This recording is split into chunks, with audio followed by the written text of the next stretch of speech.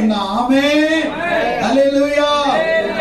என்ன இருக்குதுன்னா என்னதான் இருக்குதுன்னு சொன்னா. எவ்வளவுன்னு கேட்டா ஒரு குடம்னு சொன்னா.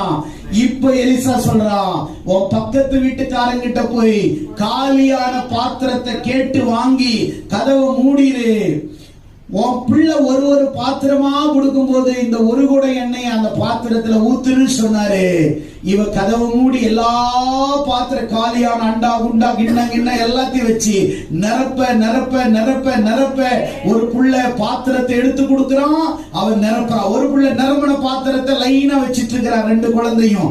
இப்போ பாத்திரம் நிரம்பிட்டே இருக்குது. ஒரு பக்கம் அடிக்கிட்டே இருக்கிறாங்க, ஒரு பக்கம் பாத்திரம் கொடுத்து திடீர்னு பாத்திரம் இல்ல, டே இன்னொரு பாத்திரம் கொடுன்னு கேட்ட உடனே இப்போ அந்த பையன் சொல்றான், அம்மா இனி பாத்திரம் இவ்வளவு தானான்னு கேட்கிறான். என்ன செய்யறா? இவ்வளவு தானே முடிஞ்சிருச்சுன்னா ஆண்டவர்